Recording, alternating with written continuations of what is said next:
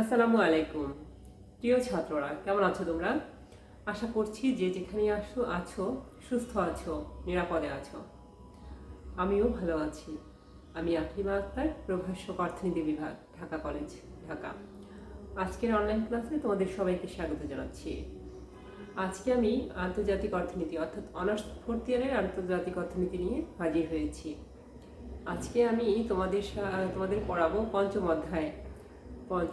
আমার আলোচনার বিষয় হলো properties of Bretton Woods system, অর্থাৎ ব্রেটন উডস পদ্ধতির বৈশিষ্ট্য সমূহ। তো চলো আমরা শুরু করি আমাদের আজকের ক্লাস।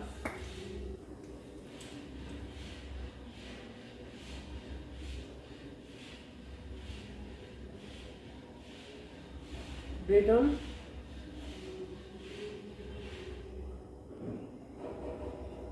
উডস পদ্ধতির বৈশিষ্ট্য সমূহ।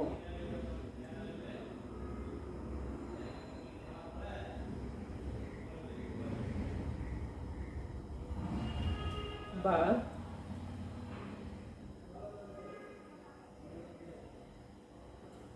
properties of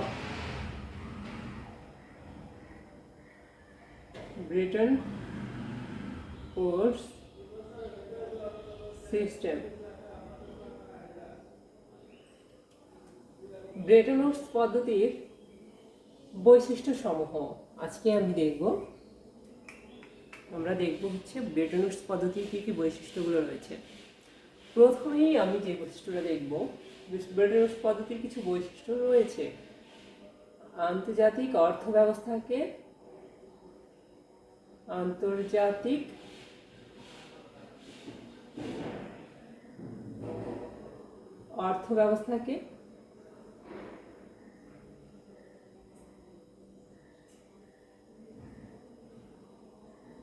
প্রাতিষ্ঠানিক রূপদান।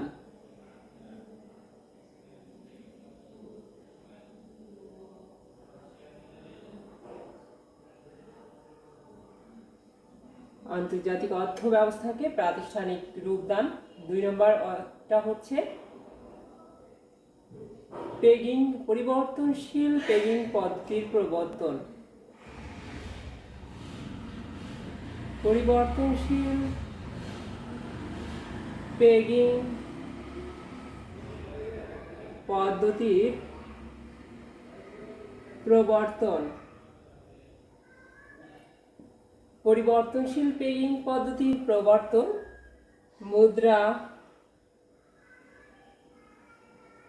মুদ্রা রিজার্ভের প্রচলন।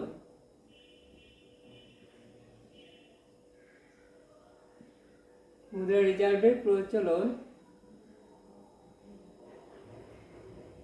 4 নম্বর হলো রিজার্ভ ব্যবহারে কোটা নির্ধারণ। রিজার্ভ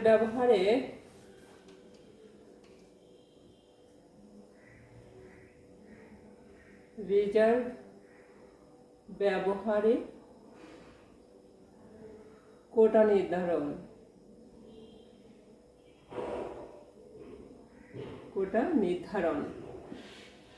5 নম্বর হলো দেশীয় মুদ্রাকে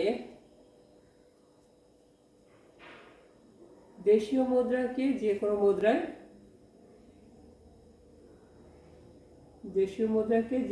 মুদ্রায় রূপান্তর।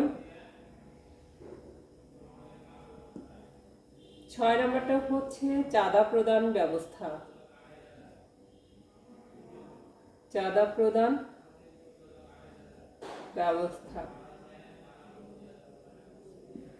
এই হলো আমাদের properties of Bretton Woods system, Bretton Woods পদ্ধতির বৈশিষ্ট্য সমূহ।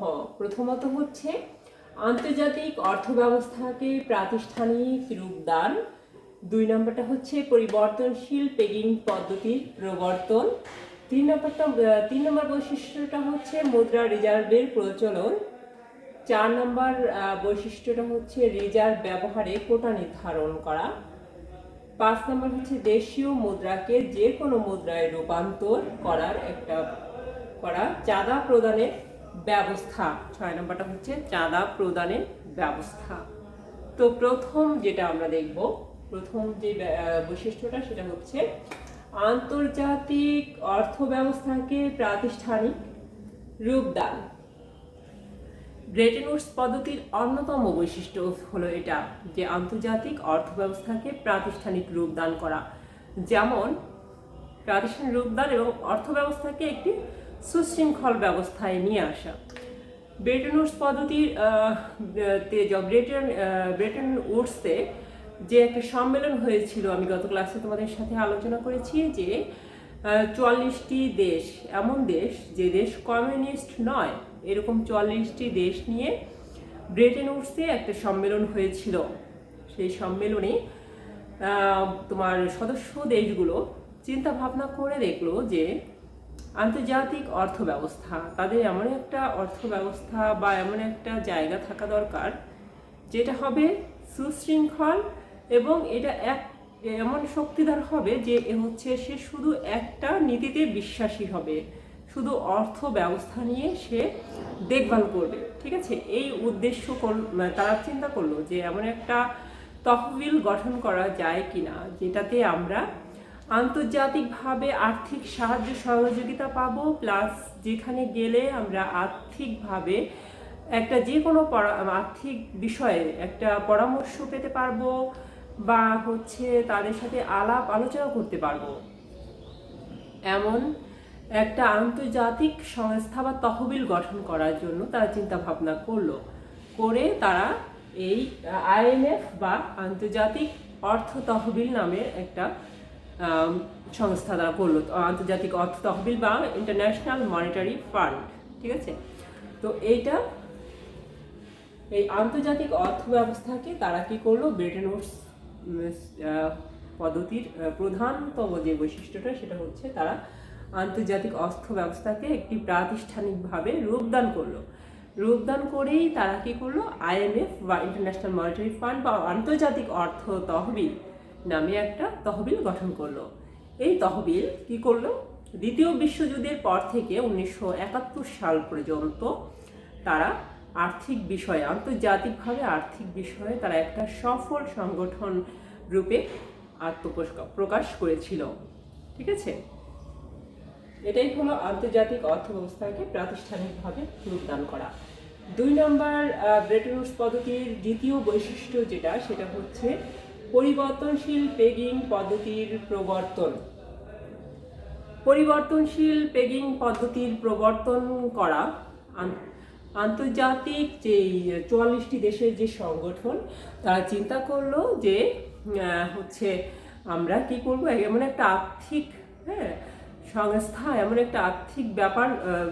একটা ব্যাপার আমরা সৃষ্টি করব যেখানে বিনিময় হার ব্যবস্থার প্রচলন থাকবে এবং যেখানে স্থির ও পরিবর্তনশীল বিনিময় হারের ব্যাপারটাও থাকবে। সেই ক্ষেত্রে সেই চিন্তা ভাবনা থেকেই তারা এই পরিবর্তনশীল পেগিং পদ্ধতির প্রবর্তন করলেন। পরিবর্তনশীল পেগিং পদ্ধতিটা স্বল্প মেয়াদে স্থিতিশীল একটা বিনিময় হার, যেটাকে তোমার পূর্বের যে স্বর্ণমান পদ্ধতি ছিল না, গোল্ড স্ট্যান্ডার্ড সিস্টেম,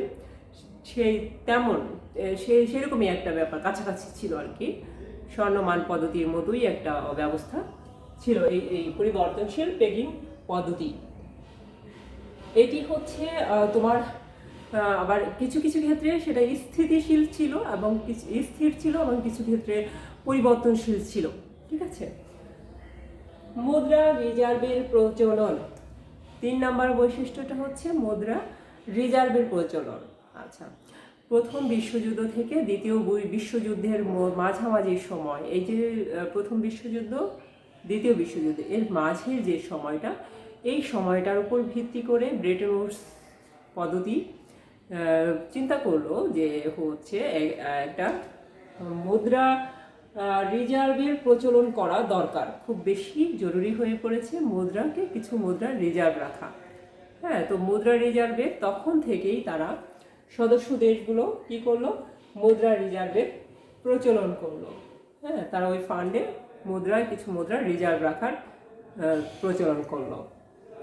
4 নম্বর বৈশিষ্ট্যটা হচ্ছে ব্রেটন উডস পদ্ধতির 4 নম্বর বৈশিষ্ট্য হচ্ছে রিজার্ভ ব্যবহারে কোটা নির্ধারণ।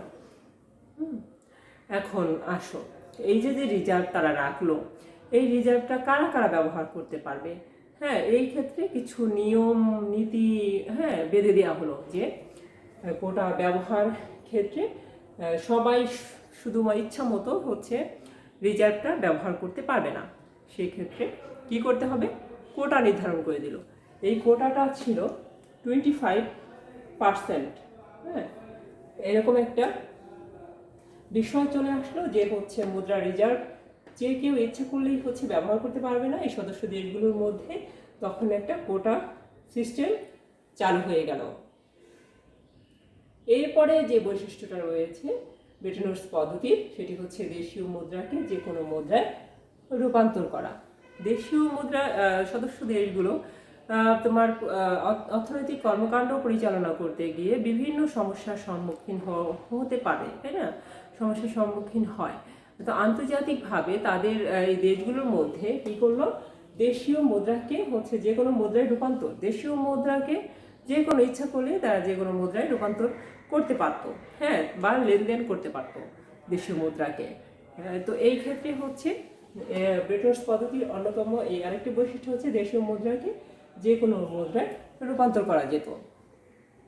6 নম্বর যে বৈশিষ্ট্যটা রয়েছে ব্রেটন উডস পদ্ধতির লাস্ট বৈশিষ্ট্য, সেটা হচ্ছে তোমার চাঁদা প্রদানের ব্যবস্থা। এখন আসো, চাঁদা প্রদান ব্যবস্থাটা কি। তো ব্রেটন উডস পদ্ধতিতে সদস্য দেশগুলো ওই রিজার্ভের যে অর্থ, এই অর্থ থেকে ইচ্ছা মতো কেউ ঋণ নিতে পারবে না। সেক্ষেত্রে তাদেরকে কি করতে হতো, তাদেরকে চাঁদা প্রদান করতে হবে।